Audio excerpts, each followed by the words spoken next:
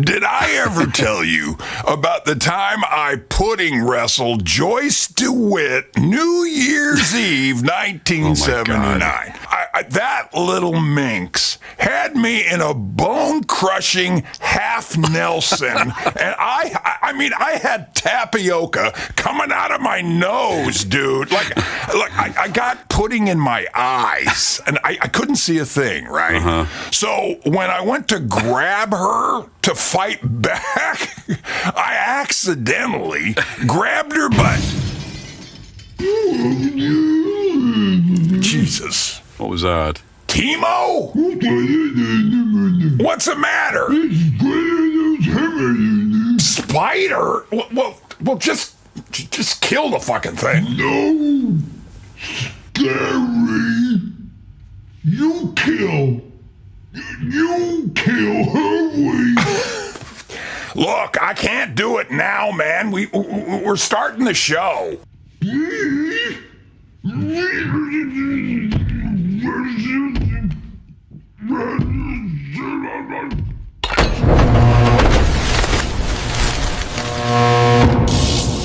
Fusebox.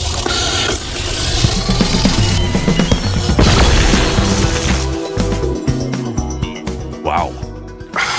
Jeez, dude. You know what? There is never a dull moment around here. I mean, How can a guy that big who can throw Frigidaires around like they're toys be afraid of a spider? I feel him.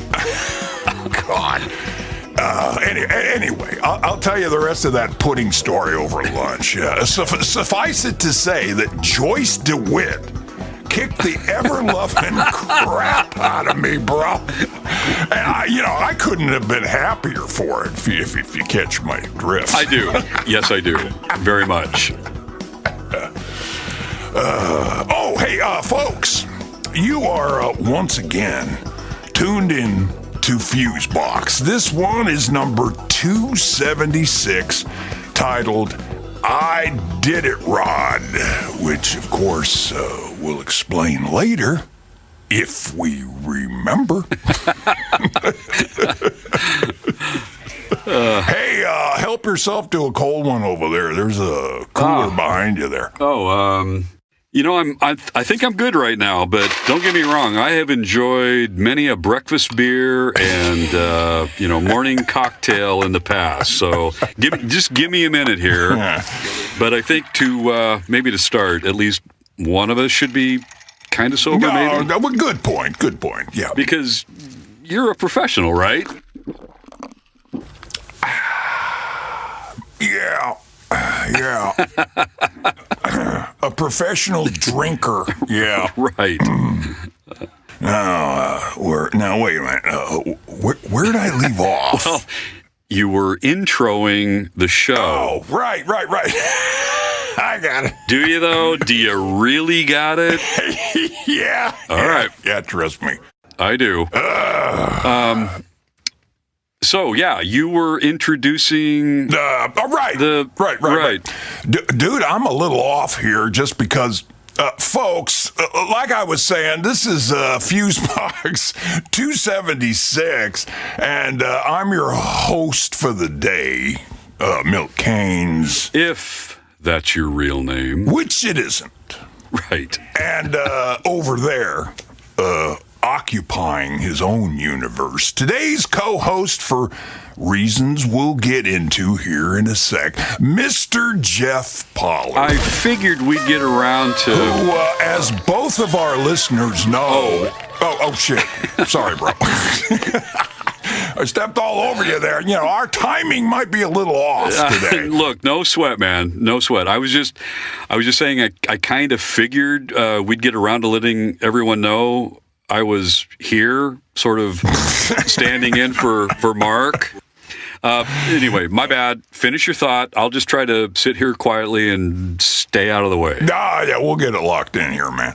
But before we do, we're going to go ahead and take a quick break here, folks, so Jeff and I can try to get our shit together. And oh, by Good the way, luck. we'll also have a Grindhouse Minute later on with 42nd Street Pete. So keep those ear holes open wide for more greasy, grimy Grindhouse gore served up ghastly hot from old Pete himself. Back in a minute.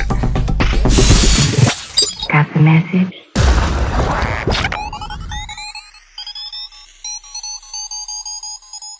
Big news, friends. Grindhouse Resurrection Magazine is back with a vengeance.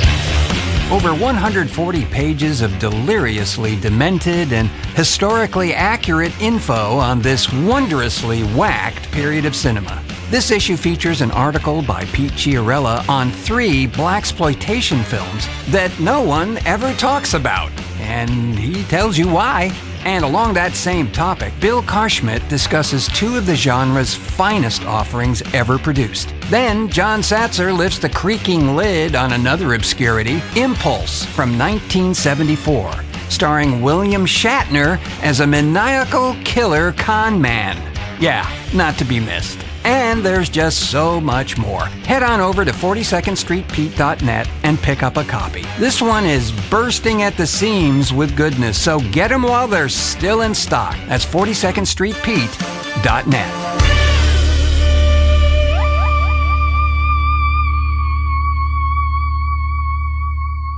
The show for everybody, but not everybody will like it. TheFuseboxShow.com. Well, we're back. Yeah, I was just saying, folks may remember that you're not only the creative force behind all the Fusebox visuals, the cover artwork and the promo material, T-shirt designs from the store, etc., but you're also a co-producer along with Mark and myself. Yep. A voice actor. Mm-hmm. And you write most of the skits, too. Yeah. Guilty on all counts. Yeah, bro. With all those guilties, people might think you're a fucking Republican. Oh, God, no. I would rather die first. No. So, yeah, we should explain what my ass is actually doing where Mark's ass is supposed to be. Yeah, I guess we should, shouldn't we? Anyway, Pollard's here because Mr. Mark Rose, and I'm really not kidding here with you folks, is in Alaska, of all places, attending the 2026 Alaska Iditarod race, of all things. Yeah, I mean, who'd have believed that, right? Dude, when he told me what he was doing, you could have knocked me over with a Malamute.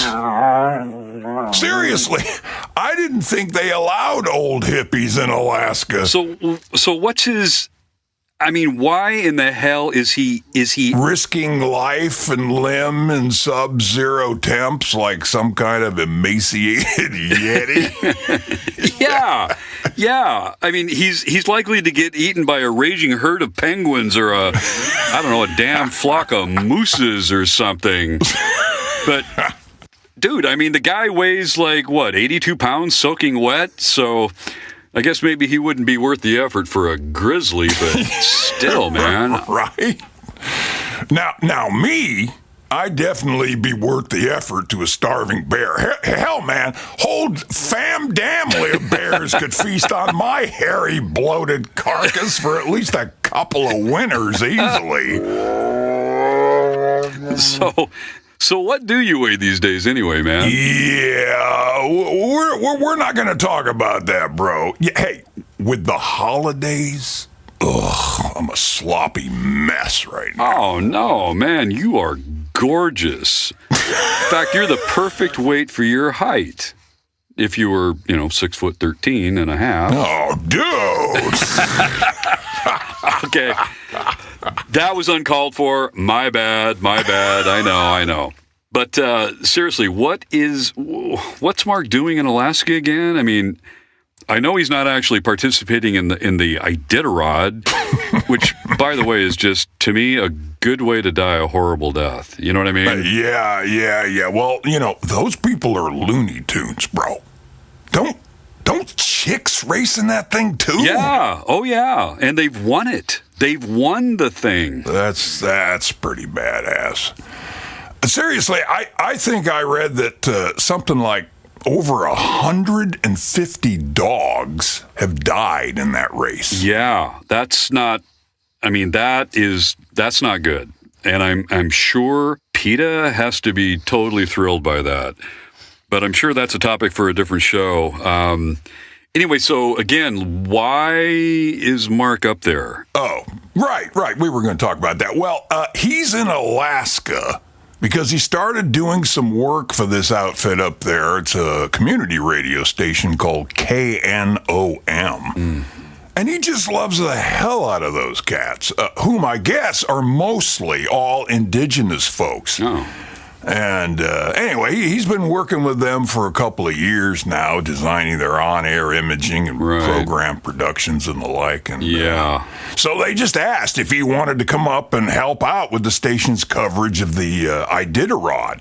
See, Nome, Alaska is the actual finish line for that race, which is, quite a big thing up there. Nome triples in size during that event, evidently. And people actually come from all over this globe to attend this thing. It triples in size? Yeah. Wow. Yeah. Well, I think the population's something like 7,000, Oh, that's amazing. That's stinking cool, man. Yeah, man. And I'm sure Alaska's beautiful to look at, sit in front of a big fire and a nice warm lodge or wood log cabin. Yeah. 6 or 9 adult hot chocolates flowing like a river. and maybe curled up next to Joyce DeWitt. Bro. You so get me. You should call her. I should call her. You should. Oh, yeah. Yeah. Look, beneath that faded Neil Sedaka T-shirt you're wearing right there, I got to tell you, you are definitely a man of mystery with many, many layers to go along with that questionable decision-making and very shady past. But sometimes, once in a while, I can kind of figure you out a little bit. Not always. I'm just a simple man, bro. Dude, you are a human Rubik's Cube. Yeah, that's pretty right on. Sorry to say. A cracked and well-worn Rubik's Cube with like a couple of pieces missing. Oh, brother. You said a mouthful there. It's been a wild ride these past 46 and a half gazillion years in this business. That is for sure. Is that, what, too much sex, drugs, and rock and roll, and, I don't know, maybe too much pudding wrestling? Bro, there's no such thing as too much pudding wrestling. But yeah, the rest of it. Yeah, oh yeah. But you know what? What's up? I wouldn't hardly change a thing, man. Really? I really wouldn't. Even the crappy shit that happened, because I was young and stupid, and I thought I was, bulletproof. Yeah, exactly. What's that quote from Mickey Mantle? How's that go again? Mickey Mantle? Yeah. Oh, yeah. If I knew I was going to live this long, I would have taken better care of myself. Yeah, that's it. Words to live by. That's the one. Oh, man. Yeah. That right there pretty well sums it up. Again, I really wouldn't change much at all, but just maybe not gone full tilt boogie. Hey, speaking of blowjobs. What?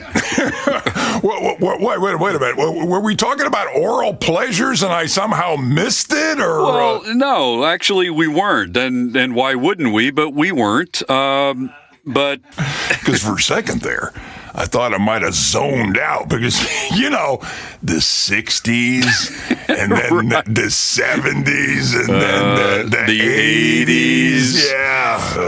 Yeah. Yeah, man. Again, your layers have layers. But no, I was just going to ask if you might now be ready to finally identify the mystery blonde who was in the car with you that time you got arrested in Utah, right? Utah for lewd acts or whatever the charge was. No, that. Yeah. You know what? That was definitely. And as far as mugshots go, by the way, yours was a really good one. Folks, it's on Facebook, Milt's Facebook page. If you haven't seen it, that's a good mugshot. Oh, well, thank you kindly. Yeah, that was a trip, bro. That cop, he was so serious. He acted like we robbed an orphanage or something. So who was the mystery blonde? You've never divulged that. She was a famous actress, right? Or a singer or something? Yeah. She was an actress. Okay. Right? Yeah. No, I think I gotta maintain her privacy since she's still among us and married and with kids and all that. Hell, she probably has grandkids by now. So okay, I get it. I wouldn't reveal her either. I guess. I mean, I was just kind of teasing you here. Bro, I'll be the first to admit, I'm not always a total gentleman when it comes to the ladies, but I have my moments on occasion. Maybe not as often as I should, but we won't get into my love life. Well, and speaking of scary... See what you did there. But, yeah, you know what we got right now. Well, a restraining order, venereal disease, an eviction notice. All good guesses.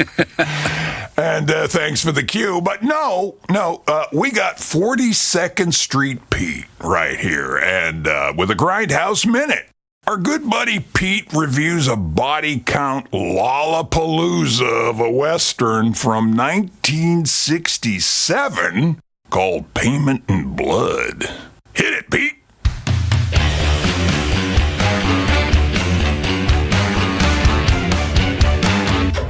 And now it's time for another Grindhouse Minute with 42nd Street Pete.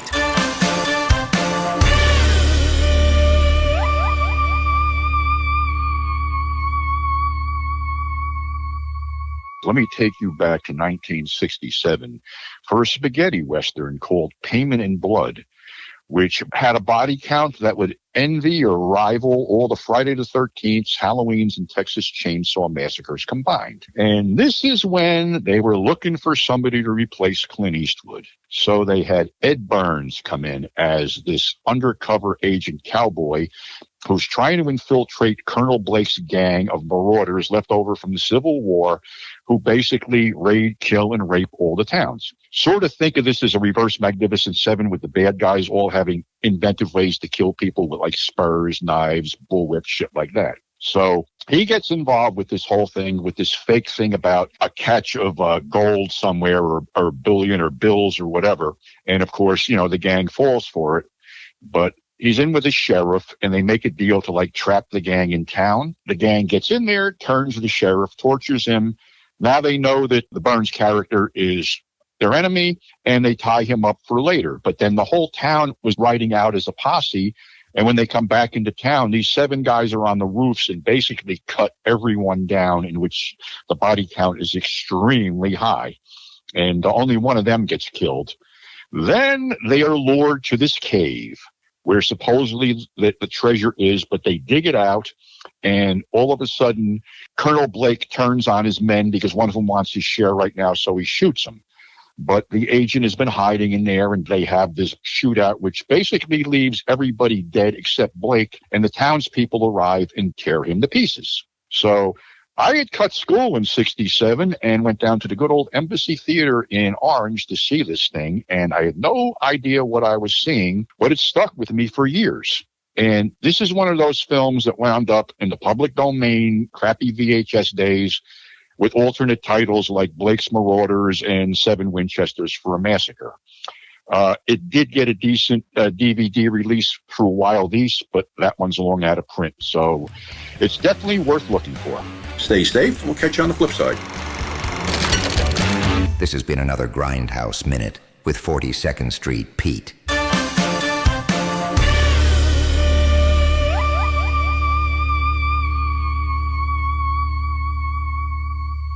Wow. You know, I love Pete's reviews, but yeah, you know what? I think I'm going to pass on Payment in Blood. Thank you very much.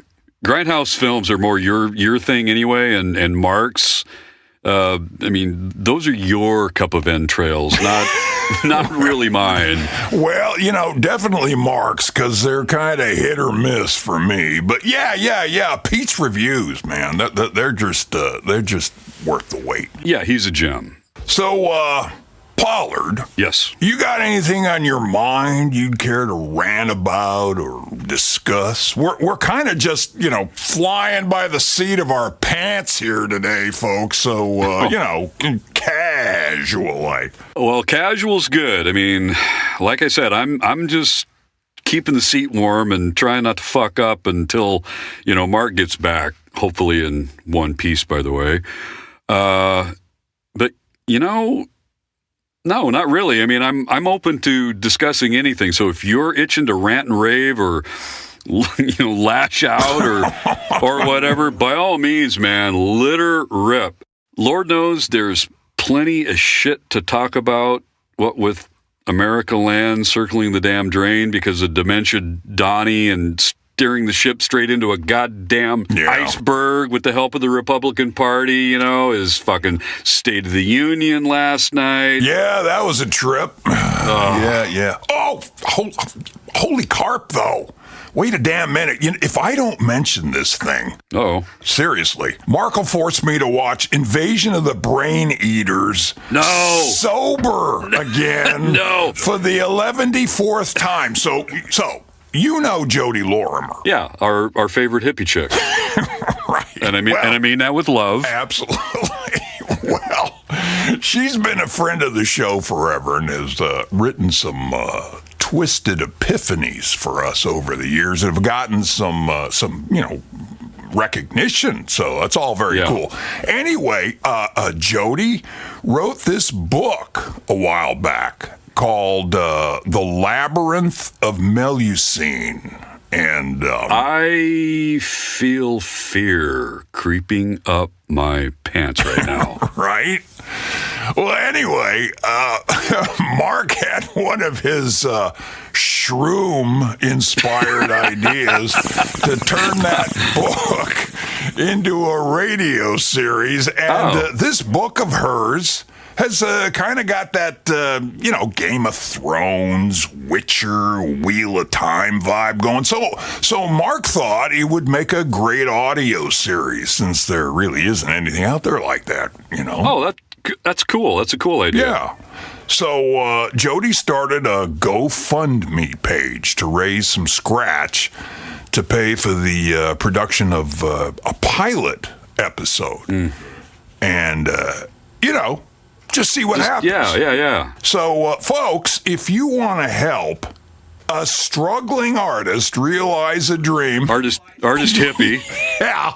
Help our friend Jodi Lorimer by visiting her GoFundMe page and chipping in to make that happen. A link to that is in the show description. Yeah, very cool. Very nice. I like that. Yeah, it'll be cool, too. A lot of folks have helped us out on Fusebox will be cast in this thing. And maybe even you, Mr. Pollard, so dust off your puffy shirts and shit.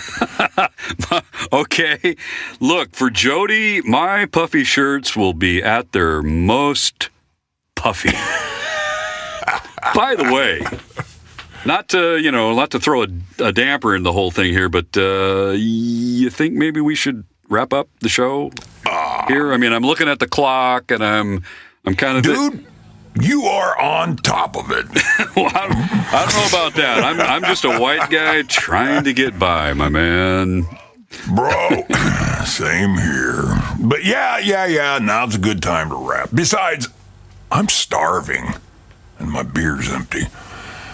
Folks. Same. Yeah, Jeff and I are gonna call it a show right here. But this was fun, man. Man, totally. This was a blast. I had a great time, and personally, I think Mark should go away more often. Right? Anyway, folks, thanks for tuning in here to Fusebox 276. I did it, Rod. And we want to thank 42nd Street Pete and Grindhouse Resurrection Magazine for another great film review. And yes. Yeah. Absolutely. And for their ongoing support. Thanks, Pete. Yeah. Check out all things Grindhouse at 42ndstreetpete.net. And who else? And we want to thank Sabra May for lending her sexy voice to today's proceedings. And yeah. Thanks to you. Thanks. Sorry, I was thinking it. I didn't mean to say it, but yeah. Thanks to you, Mr. Pollard, for keeping me company. Yeah. And for all the other cool shit you do. Oh, my God. My pleasure. Very happy to help my man. This was fun. Really. I had a great time. And, thanks for having me. Cool. Oh, and thanks for the drinks. Yeah, betcha. Anytime. Hey, folks, don't forget to drop by our Patreon page and join the Fusebox Army to help us keep plugging away here. One day, we promise, we're going to get it right. We promise? Really? Yes. Okay. Good to have a goal. So, yeah. Go to patreon.com/the Fusebox Show to become a member and get yourselves a bunch of free cool crap. No, seriously. Free crap. Yes. And speaking of cool crap, it's not free crap, but it's cool crap. Anyway, stop looking at online porn long enough to head on over to the Fusebox Store at thefuseboxshow.com and hit the swag menu item there at the top to check out all of Pollard's creative artistic brilliance. Oh, well, thank you. And get yourself or a loved one something special. You can never have enough Fusebox whiskey mugs, I say, or Fusebox church flasks, or Suicide Sally's hoodies or tees. Damn straight, bro. And with that, let us lastly, but mostly, thank all of you out there who... You mean both our listeners? All two of them, right. Thank you, folks, for always pushing play, dropping the old needle, and getting your Fusebox podcast on. We hope you enjoyed today's show, and, as always... Until our next cartoon. Bro, you got them pipes, man. Nicely done. I do what I can with what I got.